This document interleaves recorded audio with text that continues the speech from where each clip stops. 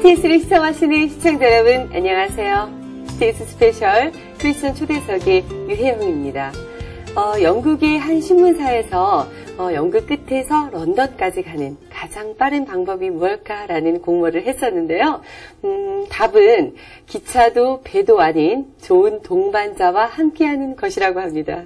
네, 이처럼 농촌과 도시도 뜻을 합하여 간다면 주님이 원하시는 지상 명령을 더 빨리 이룰 수 있지 않을까 하는 생각이 드는데요. 오늘은 도시에서 이렇게 사역을 하시다가 농촌으로 사역지를 옮기셔서 또 귀한 사역의 열매를 많이 맺고 계신 귀한 목사님 한 분 만나 뵙고 은혜의 시간 나눠보고자 합니다. 잘해 주셨네요. 목사님 안녕하세요. 안녕하십니까. 네, 반갑습니다. 우리 시청자 여러분들께 인사 말씀 좀 부탁드립니다. 네, 청도 온동교회에서 사역하고 있는 배명식 목사입니다. 만나서 반갑습니다. 목사님 반갑습니다. 지금 목사님 그 청도에서 오셨잖아요. 청도 네. 지역에서 사역하고 계신데 그 이전에는 이렇게 도시에서 사역을 했다고 제가 들었어요. 네. 처음에는 제가 서울 압구정동에 있는 세빛교회를 담임하고 있었는데요. 네. 그러다가 한 1년쯤 지나서 제가 크리스찬 헤럴드라고 하는 신문사를 창간을 네. 하게 됐어요. 그 신문사를 창간하면서 표지에 우리 한국 기독교 작가들의 작품을 소개하는 네. 면을 늘 만들다가 화가들도 만나고 다른 문인들도 만나고 예술가들을 많이 만나게 되고 네. 인터뷰도 하고 글도 쓰면서 그 예술가들의 소외감 뭐 이런 것들이 이제 계기가 돼서 나중에 예술인교회를 개척하게 됐습니다. 네. 그럼 목사님께서 지금 말씀하신 예술인교회는 정확하게 어떤 그런 예술인들만 와서 함께 사역하는 그런 교회였나요? 예술인교회를 이렇게 개척을 하다 보니까 네. 너무 교회가 문턱이 높다 그런 얘기를 많이 들었어요. 네. 왜 그러냐면은 예술가들만 와야 되느냐. 네. 그런데 실제로 예술인교회 사역은 방배동 카페촌 안에서 그 음란과 퇴폐의 문화에 젖어 있는 그 문화를 없애는 네. 기도운동을 처음에 시작을 했습니다. 그래서 방배동 카페촌에 지금 뭐 이제 신촌으로 많이 가서 네. 그 문화가 거리 물러갔다고 할 정도로 됐는데 처음에는 그것이 우리나라에서 범죄와의 전쟁을 치를 만큼 아주 심각한 곳이었죠. 네.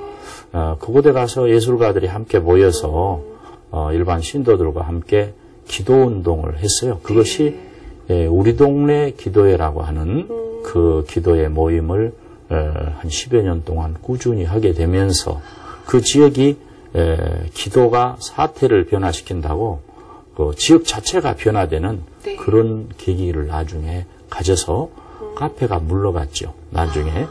그래서 일반 상가가 되고 그 지역 자체가 변화를 받는 계기가 네. 됐다고 볼 수가 있죠. 그래서 처음에는 예술가들이 물론 전시회를 한다든가 작품 발표회를 한다든가 이런 것을 옆에서 도와주는 네. 그런 사역도 있지만은 그러나 본질적으로 기도만이 이 나라가 살 길이다 해서 기도운동이 가장 중심적으로 이루어진 사역이라고 볼 수가 있어요. 그래서 기도회를 0시에 했습니다. 네. 그래서 새벽기도가 없이 대신 0시에서 새벽 2시까지 0시 기도회를 꾸준히 10여 년 동안 해왔었고요. 그것이 이제 열매가 맺혀지게 됐다고 볼 수가 있죠. 그렇군요. 제가 대학 다닐 때만 해도 방배동이 카페 골목 이래가지고 사실 저도 거기 가서 차 많이 마시고 네, 했었는데 네. 지금 가보니까 이제 거기가 이제 설해마을 뭐 이런 식으로 해가지고 많이 네. 이렇게 바뀌어져 있더라고요. 그런 활동의 중심에 우리 목사님께서 또 기도운동을 펼쳤기 때문에 그렇게 변화되는 그런 일이 있었군요. 모르겠었는데 오늘 또 새로운 사실을 제가 알게 된 것 같습니다. 지금은 그 한국 크리스천 시인협회라는 단체에서도 활동하고 계신다고 들었어요. 시도 쓰십니까, 목사님? 네. 시는 이제 중고등학교 시절부터 네. 꾸준히 써왔다가 처음에 문인 활동을 하는 것은 87년에 크리스찬 신문사에서 시 부분을 처음 모집을 했어요. 그때에 당선을 해서 이제 본격적으로 시 활동을 한 것은 그 당선을 계기로도 되었지만은 바로 그 전에 이제 문창 활동을 했죠. 네. 그래서 이제 CCC 안에서 숙문학동인회라고 네. 그 모임 단체에서 시 활동을 하면서 동인지를 여러 차례 내고 또 시창문학이라는 일반 문학 활동들을 네. 일반 문인들과 더불어서 같이 해왔었어요. 그러다가 93년도에 정식으로 현대문학과 그리고 문학과 의식이라는 개간지에 신인상을 받음으로써 네. 문인 활동을 본격적으로 하게 됐습니다. 지금 목사님 활동하고 계신 그 시인 단체는 주로 어떤 기독교적인 색채를 좀 띤 단체인가요? 아니면 네, 크리스찬 시인협회는 처음에는 87년도에 시작을 했는데 네. 그때 이제 황금찬 시인이 최우수상 붙어서 가자까지 12명을 뽑아줬어요. 네네. 그 12명이 이제 모체가 돼가지고 크리스찬 시인협회를 발족을 해서 네. 꾸준히 해년마다 이제 새로운 네. 당선자들의 회원을 이제 영입을 하고 그러다가 한 10년 후에 한국 크리스찬 문학상을 제정하게 됐습니다. 자체 내에서 네. 그러면서 일반 문단에서 활동하고 있는 사람들 그 중에서 기독교적인 정신을 가지고 시를 쓴 사람들이 네. 이제 같이 회원이 될 수 있는 그래서 조금 크리스찬 신문사라고 하는 카테고리 속에서 조금 벗어나서 크리스찬 작가들이 함께 모이는 그런 네. 모임 단체로 활동을 하게 됐죠. 그렇군요. 그럼 목사님들도 그분들과 똑같이 지금 시인으로도 또 활동하고 계신 거잖아요. 예, 근데 시집도 좀 많이 냈다고 들었습니다. 목사님 예. 소개 좀 해주실까요? 제 시집은 90년대에 처음 다른 하늘을 그리며라고 하는 첫 시집을 90년에 냈고요. 네. 93년에 밤거리에 아름다운 나무, 그리고 가끔씩 반어법을 쓰고 있다. 네. 뭐 이런 시집들을 내면서 그동안 한 6권 정도의 시집을 냈습니다. 네. 그 시집을 낼 때마다 저는 좋은 호평을 많이 받았어요. 네. 그래서 그동안에 서울문학상, 허균문학상, 문학 20일 문학상, 또 제 시가 이제 영역으로 번역돼서 미국 에피포드 문학상, 네. 또 국제예술협회에서 문학 분야에 당선을 해서 뭐 상들은 참 많이 받았어요. 네. 많이 받고 작품도 좋은 평가도 많이 받고 그래서 지금은 제 주변에 있는 많은 분들이 네. 좋은 크리스찬 작가가 많이 나오도록 독려도 하고 또 추천도 해서 네. 지금 작품 활동을 많이 하신 분들이 많이 있죠. 네. 네. 그 제목을 보니까요, 목사님 굉장히 서정적인 그런 제목들이 이렇게 눈에 띄는데 네. 어릴 적부터 목사님이 좀 자라는 환경이 좀 어떻게 좀 서정적인 환경에서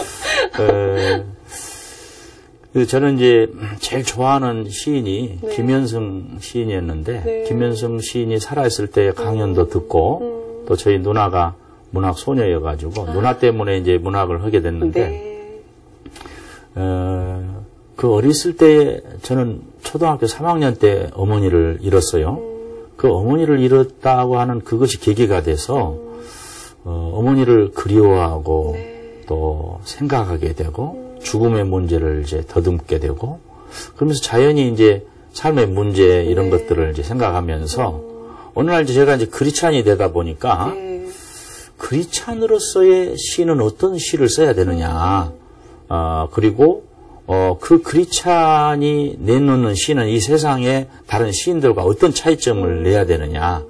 한마디로 제가 구원받고 중생한 이후의 세계관을 네. 시로서 어떻게 용해내느냐. 이제 그것이 하나의 제 시의 하나의 핵심이라고 할까요? 네. 또 제가 해야 될 하나의 일이라고 저는 생각이 들어요. 네. 가령 우리나라에 옛날에는 예수 믿기 전에 제사를 지냈잖아요. 그리고 이제 예수 믿은 이후에 제가 목회 사역을 해보니까 추도 예배를 드려요. 그러면 시 제목을 추도 예배라고 쓰고 제가 목회하는 목회 정황과 그 추도 예배를 드리는 그 농촌 풍경, 자연 환경 네. 이런 것들이 곁들여져서 그 추도 예배의 의미를 그러니까 한 시 속에다가 기독교적인 의미를 담아보는 네. 그래서 순간 시간 속에서 유한한 존재가 영원한 세계를 한번 내다보는 이제 그런 것이 이제 시의 네. 주제적인 방향이라고 볼까요? 또 자연은 자연이 네. 하나님이 창조하시는 신성이 깃들어 있으니까 우리의 서정적인 네. 마음이 들고 다만 이제 서정이 서정으로 끝나는 게 아니고 그 서정 속에 배후에 계신 우리 하나님을 어떻게 그릴까? 이것이 이제 제 시의 하나의 내용인데요. 네. 하나님이라고 이렇게 관련어를 쓰면은 그 관련어가 가령 시하고는 안 맞단 말입니다. 네. 그래서 이제 제 시 속에 그 하나님을 어떻게 그릴까? 또 내 안에 있는 성령님을 어떻게 표현할까? 그래서 어느 날 이걸 표현하는데 고심을 해가지고 그 봄에 이렇게 길을 가다가 벚꽃들이 가득 꽃잎들이 내릴 때에 그 꽃잎을 한번 손바닥에다가 이렇게 받아보고 꽃잎을 한번 부드럽게 만져보니까 이 꽃잎을 처음 있게 하신 자 이게 하나님이지 않느냐. 그러면 하나님이라는 표현을 하지 않고 이 꽃잎을 처음 있게 한 자가 네. 지금 내 안에 계신다. 이런 표현으로 내 안에 임재해 계시는 성령님을 다시 또 표현할 수 있는 그래서 어떻게 하면 시어를 이 현대 감각에 가장 맞고 또 내 안에 주어지는 모든 환경이라든가 내가 본 사물을 어떻게 시로서 표현할까 이것이 하나의 이제 제 시 쓰는 하나의 과제라고 볼까요? 너무 멋지네요, 목사님. 저도 개인적으로 시를 되게 좋아하는데 목사님 어떻게 여성보다도 더 이렇게 섬세하고 또 그런 감성을 또 가지고 계신 게 아닌가 하는 생각이 들어요. 근데 이 시만 하시는 것도 대단하신데 또 그림도 그리시다면서요, 목사님. 네. 아이고, 정말 달란트가 많으십니다. 사실은 시 쓰는 일은 네. 사실은 두 번째 일이었고요. 제가 중고등학교 시절에 그림을 잘 그렸습니다. 그런데 고등학교 1학년 때에 네. 예수를 믿고 나니까 이 그림 그리는 일 이게 굉장히 허무하더라고요. 네. 또 내가 이런 그림을 그려서 뭐하나. 근데 그림보다도 나는 성경을 더 많이 읽고 또 성경이 말씀이 하나님이라면은 하나님을 만나는 방법은 성경을 많이 보는 것이다. 네. 그리고 나는 이 성경 속에 나타난 하나님을 다른 사람에게 내가 찾은 그 영원한 생명을 어떻게 좀 전달할 수 있을까.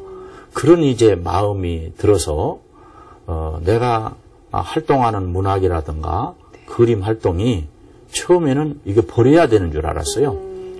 그래서 잠시 그런 것은 접어두고 네.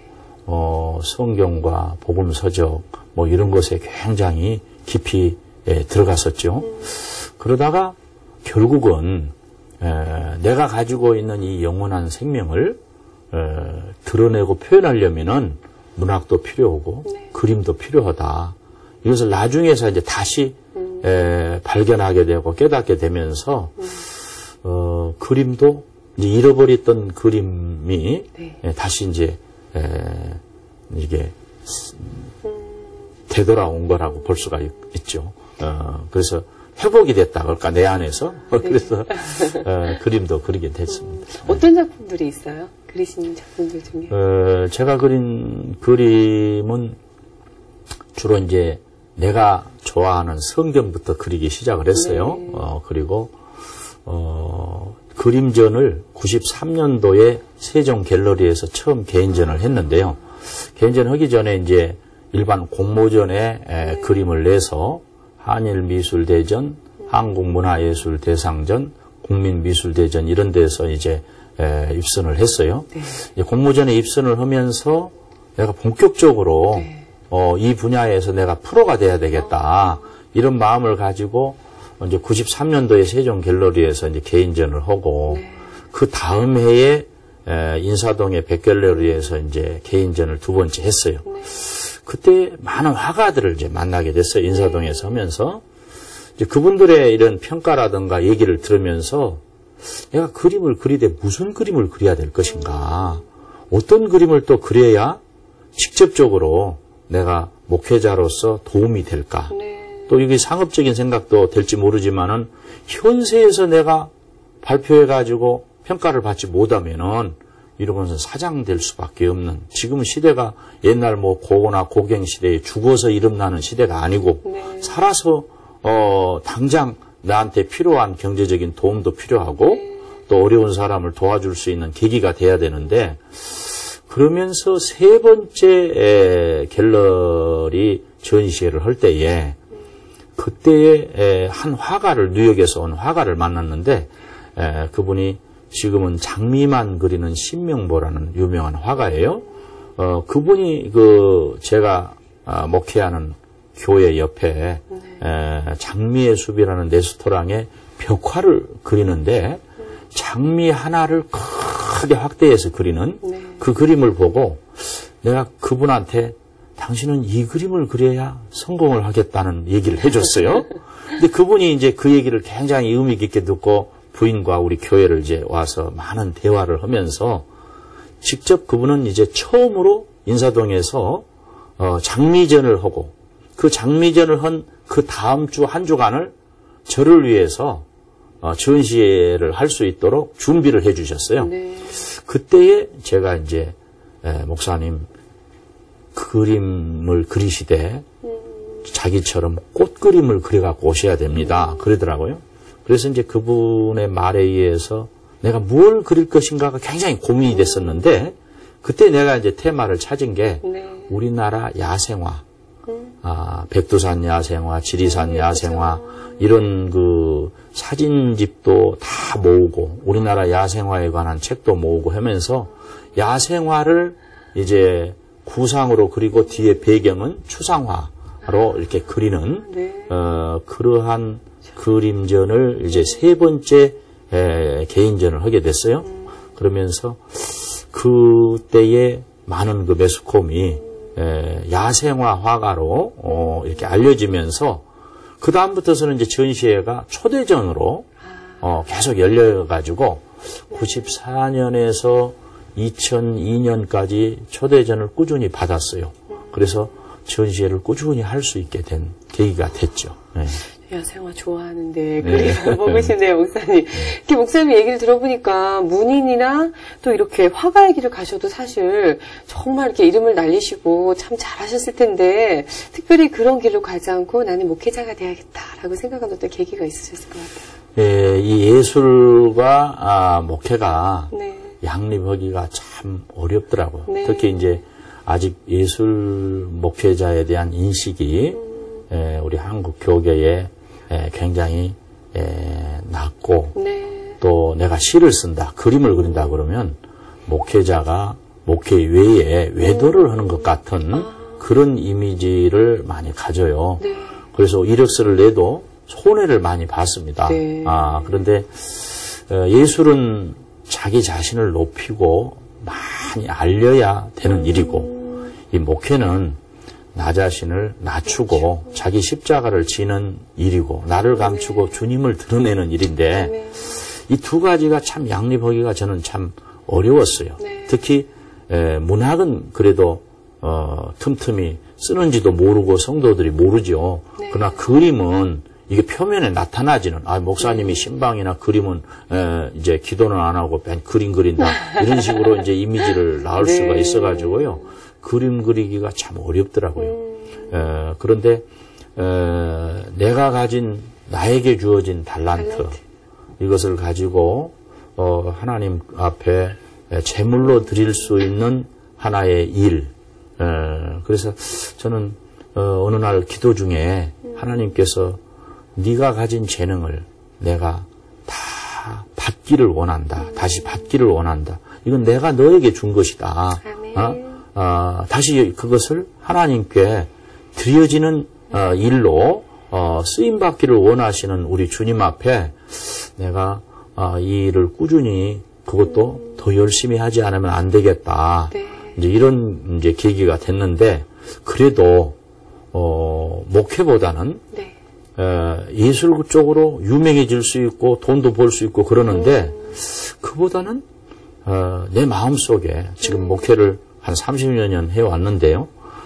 이 30년을 해오는 동안에 가장 기쁘고 감사하고 또 그 일을 하지 않으면 못 견디겠고 사실 저는 목회를 화려하고 또 좋은 교회만 다닌 게 아니고 예수님께서 각성, 각촌을 다니셨다 그러듯이 정말 어려운 교회들, 네. 뭐 개척교회, 농어촌 교회 이런 데만 찾아다닌 네. 그런 목회를 했는데 나 자신을 더 비워야 되고 또 다 나눠줘야 되고 이러한 삶을 살았죠. 그런데도 네. 이 일이 가장 감사하고 네. 기쁘고 그래서 저희 아내도 그래요. 만약에 안 사람이 조금이라도 불의길을 걸고 그렇죠. 도와주지 않으면 네. 못 가는데 저희 안 사람은 당신이 문학상을 받아오고 미술상을 받아오고 뭐 화려하게 전시회를 하고 이런 것보다도 당신이 가장 빛난 것은 설교할 때가 가장 빛나 보인다. 이런 얘기를 해요. 또 네. 이렇게 농촌에 올 수 있었던 것은 또 아내가 열심히 기도한 그 결과로 저는 아직 농촌교회에 지금 있다고 생각이 듭니다. 네.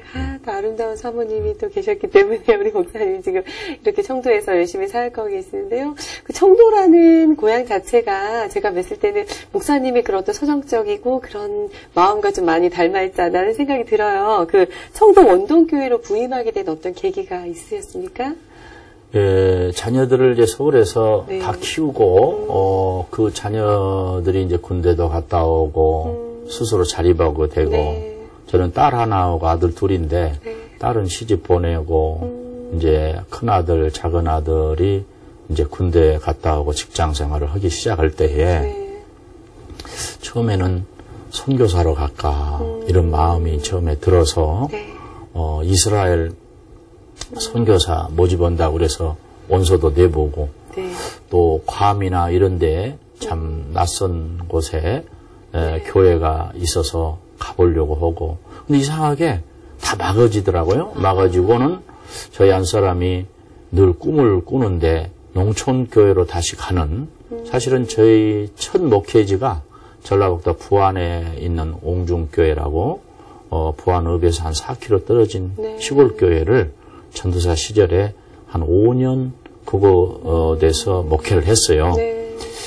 다시 시골로 내려가야 되겠다고 하는 것이 마음속에 확신이 들고 확실해질 때에 네. 마침 농어촌 목회자 세미나에서 어떤 노 목사님을 만나게 되고 그분이 저를 초대한 곳이 경산이었어요. 네. 경산에 가서 수요일날 설교하고 그 다음날 청도를 한번 가자고 그러셔요. 근데 대한민국에 청도가 있는지는 그때 처음 알았죠. 그래서 이제 그분하고 같이 청도를 7년 전에 네. 가게 됐는데, 경산에서 이제 청도를 막 넘어가는 그 고개를 넘어갈 때 그 남성형 고개라고 그러는데, 거기서부터서 가로수가, 그때가 10월 중순인데, 감나무가 황금빛으로 반짝거리고 너무나 아름답더라고요. 야, 대한민국에 이런 아름다운 곳이 있나. 네. 유명한 이용의 노래 가운데에 명동에도 사과나무를 심자 뭐 이런 가사들이 있는데 네. 여기는 감나무가 온 천지에 다 있고 네. 또 봄에는 보니까 완전히 복숭아 나무가 네. 온 지역을 다 덮고 있어요. 예. 그래서 이왕 시골교회 목회로 내려오려면은 여기가 좋다 네. 이런 마음이 들더라고요. 그래서 이제 지나가는 말로 그 목사님한테 그 목사님은 자기 교회를 맡아달라고 나를 불렀는데 나는 그 목사님에게 이왕이면 이 청도에 올 수 있는 교회가 있습니까? 하고 이제 물었던 것이 그날 그 목사님이 세 번째 이렇게 보여준 교회가 본인이 시무했던 교회라고 그래요. 그래서 저희 원동교회를 세 번째 봤는데 마침 목회자가 은퇴 한 달 후에 하신다고. 그래서 이제 거기 시무 장로님을 만나 뵙고 책을 그때 한 권을 드렸어요. 그때 세 번째 나온 책이 마음에 감동을 주는 이야기라는 책이 있었는데 그 책을 이제 트렁크에 네. 차 트렁크에 이렇게 인쇄로 받은 것이 있어가지고 장로님한테 한 권 드리고 목회자를 구할 때에 저도 한번 설교 한번 할 수 있도록 해달라고 부탁을 하고 왔는데 그분이 한 두어 번 전화가 왔어요. 정말 시골로 내려올 수가 있습니까? 우리 교회는 약한데 목사님 같은 분 이력을 보니까 도무지 내려올 수가 없는데 자꾸 그걸 물어요. 그래서 나는 교회가 원한다면 그런 어떤 조건이나 여건을 보지 않고 내려올 수 있다. 그래서 이제 11월 이제 그 목사님이 은퇴하시고 네. 12월 초에 저를 이제 불러서 설교하고 올라왔는데 올라오는 길에 벌써 교인들이 만장일치로 나를 원한다 해서 그 다음 주에 곧바로 이사 오라고 그러더라고요. 네. 그래서 생각지 않게 정말 경산으로 가려고 하다가 이 청도로 가게 된 네. 계기가 됐죠. 그래서 네. 벌써 7년 세월이 지났습니다. 그렇군요. 네. 지금도 너무 예쁘고 좋으시죠, 청도가? 지금도 청도의 자연, 네. 환경 여기에 반해가지고 날마다 그 교회 마당에 피는 꽃이 있잖아요. 그것이 1년 내내 피어나가니까 네. 또 청도가 따뜻해요. 네. 그리고 물과 이런 자연 환경이 너무 좋으니까 뭘 심어도 잘 돼요. 네. 다른 데서는 뭐 심으면은 자꾸 죽고 네. 화분도 죽고 그러는데 청도에서는 모든 게 잘 되는 것 같아요. 그래서 오늘 아침에도 마당에 새롭게 핀 꽃들 이런 것들을 핸드폰으로 찍어보기도 하고 또 그것을 카톡으로 사람들에게 보내고 좀 선물로 이제 보냅니다. 예. 그렇군요. 그 원동교회는 사실 시골교회고 좀 이렇게 작은 교회지만 굉장히 큰 사역을 감당하고 있다고 들었습니다. 혹시 그 이야기 좀 나누시겠습니까? 예, 원동교회가 세워진 것은 1959년에 벌써 이제 55년이라는 세월이 흘렀죠. 네. 목회자들이 많이 바뀌었습니다. 목회자들이 24명이 바뀔 정도로 사실은 시골 교회들이 열악하고 목회자들이 머물러서 오래 있지를 못해요. 네. 그만큼 어렵죠. 그러나 이 교회가 하나 좋은 것은 제가 오기 전에 이미 한 2군데의 볼리비아하고 중국의 곤명하고 2군데의 선교비를 보내더라고요. 꾸준히 네. 10만 원, 15만 원 이런 식으로 이제 보냈는데 네. 그 목회자 사례금하고 아무 관계없이 교회에서 전적으로 선교하는 열이 그걸 가지고 하더라고요. 또 제가 와서는 처음에는 3군데를 더 늘렸어요. 그리고 이 선교라는 것이 여기가 아무리 어려워도 네. 선교지만큼은 어렵지 않다. 그렇죠. 또 제가 선교지를 가보니까 네. 그들은 선교비를 지원했다가 여기가 조금 어렵다고 지원을 안 하면은 선교사에게는 큰 타격을 입더라고요. 네. 그래서 저는 선교비 보내는 일은 하나의 하나님 앞에 드려지는 번제다, 약속이다 이렇게 생각을 하고 때로는 내 사례금이 나오질 않아요. 어려워요. 그렇지만은 미자립 교회에서도 선교비를 나는 보내야 된다고 생각이 들어요. 우리나라가 장로교회 처음 시작이 미국의 북장로교회의 여전도회가 $1씩을 모아가지고 선교사들에게 후원을 했잖아요. 그와 마찬가지로 지금은 이런 농촌교회도 이제는 그 사랑을 갚아야 된다. 나는 그렇게 생각이 들어요. 이 청도 땅에 정말 베어드 선교사가 지나가면서 부산에서 밀양을 거쳐서 청도로 대구로 이렇게 가면서 교회가 시작이 됐는데 그분들의 어떤 희생과 사랑이 아니었으면은 이 지역에 교회가 세워졌겠나 그렇게 생각을 하면은 우리는 이제는 이 마지막 시대에 선교를 정말 사명으로 알고 정말 해야 되지 않겠느냐. 그래서 저희 교회가 지금은 이제 중국, 인도 그리고 세네갈 이런 지역에 선교비를 보내고 있고요. 그것은 교인들이 어김없이 따로 선교 봉투가 있어요. 그래서 교인들이 잘 순종하고 또 훈련이 잘 돼 있습니다. 네. 사실 그 선교하면은 좀 큰 교회나 좀 재정적으로 넉넉한 교회가 감당한다라고 많이 이렇게 생각을 하고 있었는데, 목사님은 작지만 10년 동안이나 그 사역을 계속 하고 계시다는 게 참 귀하고 아름답다는 생각이 들고요. 하나님께서 참 기뻐하시는 교회인 것 같다는 생각이 듭니다. 네. 그 목회를 하신 지 이제 목사님 몇 년 되신 거예요? 지금까지? 30년이 넘었죠. 30년. 네. 아, 그렇군요. 오랜 시간 이렇게 목회를 해오셨는데, 목사님 좀 다른 목사님들하고 좀 다른 이력들이 많으시잖아요. 네. 특별히 갖고 계신 목회 철학이 좀 있으실 것 같아요. 네. 네, 저는 목회자가 처음 부르심을 받을 때에 목회자가 하는 일이 뭔가 저는 하나님의 말씀을 잘 전해주는 일을 해야 된다고 생각이 들었어요.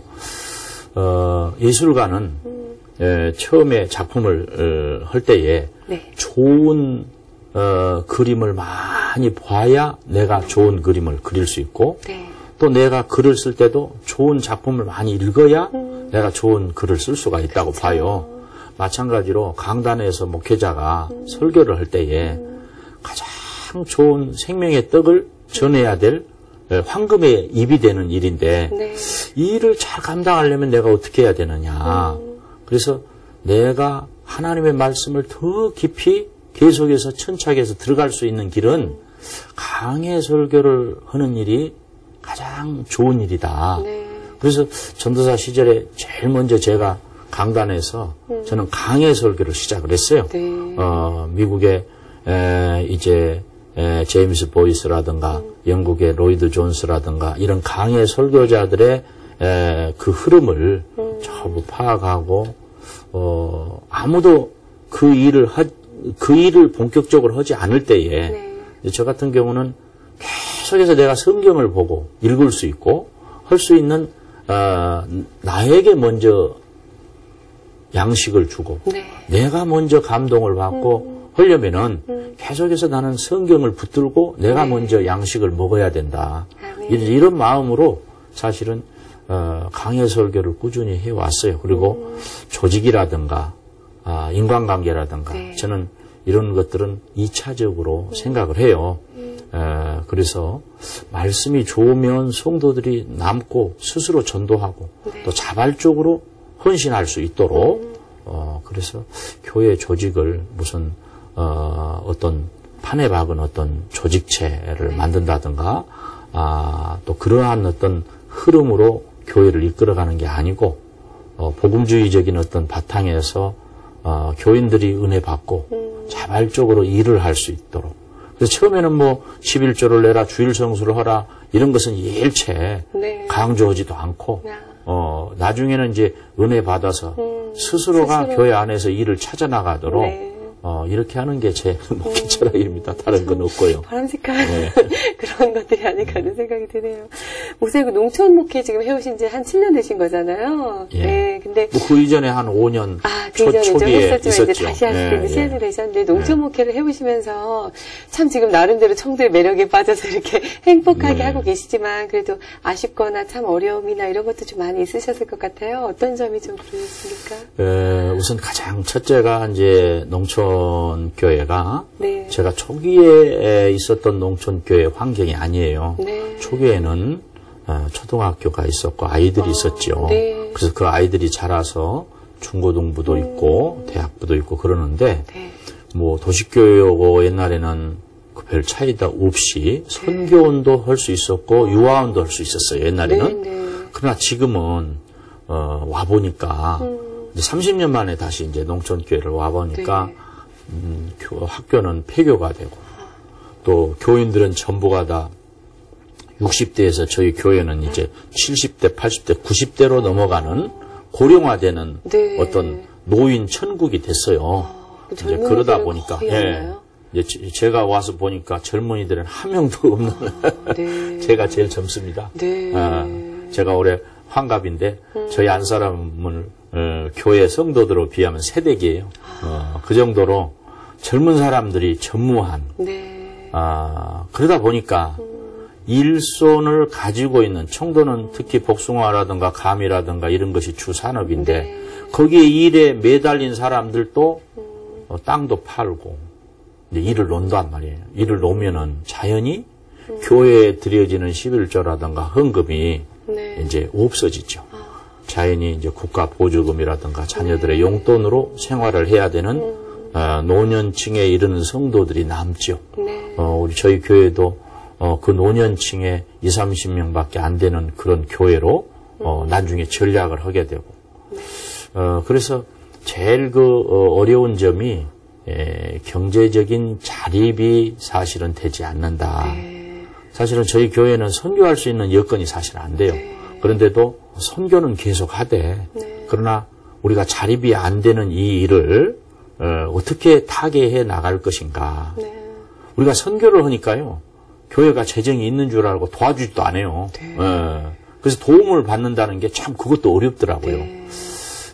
그런데 하나님이 까마귀를 보내듯이요. 필요한 것을 또 채워주시더라고요. 그렇게 지금 지내고 있습니다. 그렇군요. 농촌 목회자로서 또 이렇게 도시 교육자들이나 이렇게 도시 교회에 좀 부탁하고 싶은 것이 있다면 목사님 어떤 게 좀 있을까요?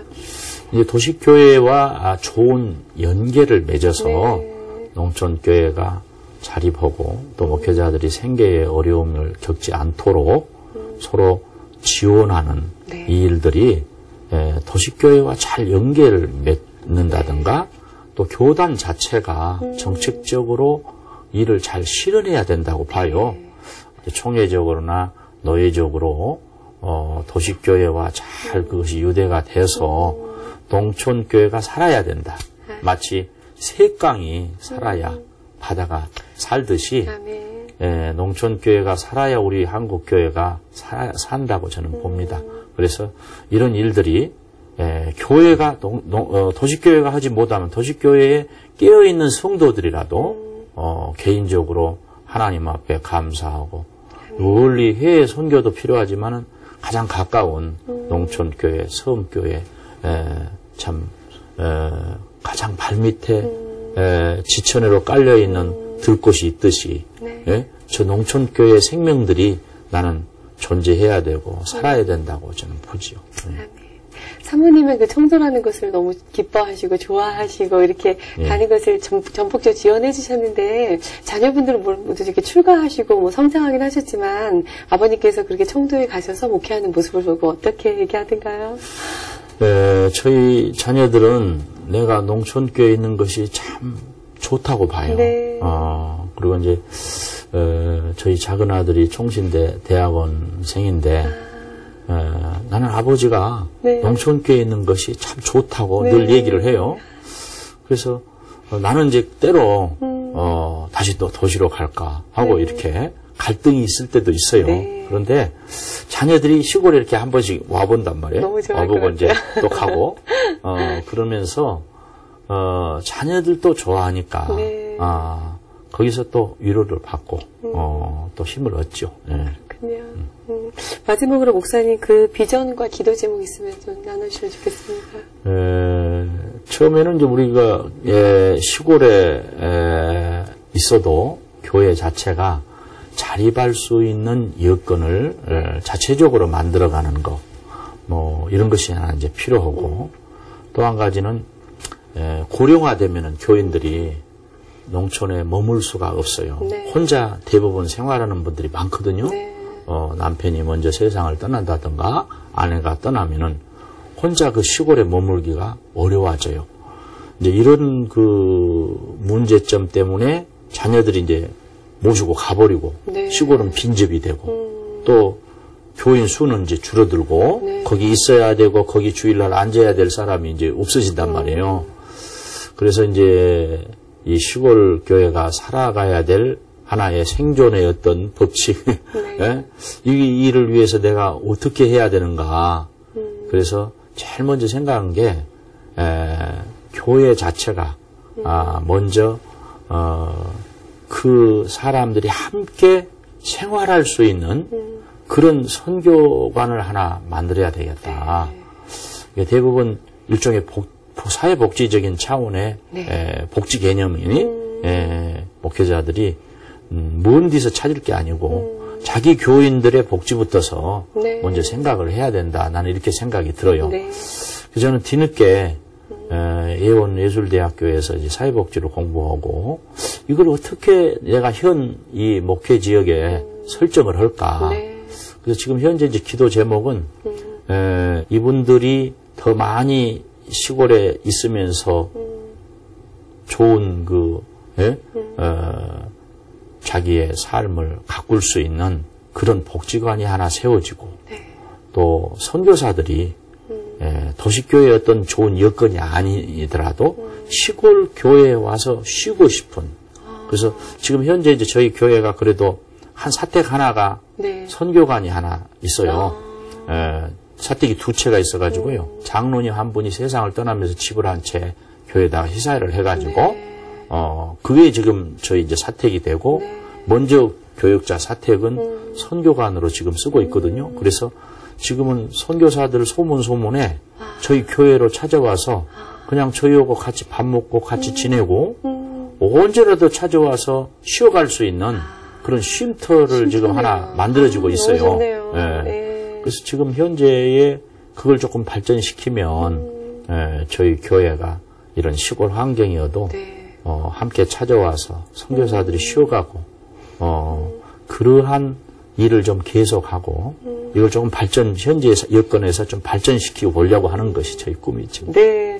저는 이렇게 오늘 목사님 말씀을 들으면서 이렇게 제 머릿속에 저 그림을 사실 잘 못 그리지만 한 폭에 이렇게 수채화를 그려봤어요. 목사님 그 예쁜 그 교회, 청도 교회가 있고 그 앞에 냇가가 흐르고 하나의 만식 아름다운 자연이 이렇게 한 폭의 그림같이 연상이 되는데 참 그런 곳에서 목회하고 계신 목사님도 또 행복한 분이 아닌가 하는 생각이 듭니다. 앞으로 농촌 목회를 위해서 더 열심히 애써주시고요. 목사님 원하시는 아까 기도 제목들 다 응답되시도록 저희도 함께 노력하고 기도하겠습니다. 오늘 귀한 시간 잘 주셔서 감사드려요. 안녕히 돌아가세요. 네, 감사합니다. 네, 감사합니다.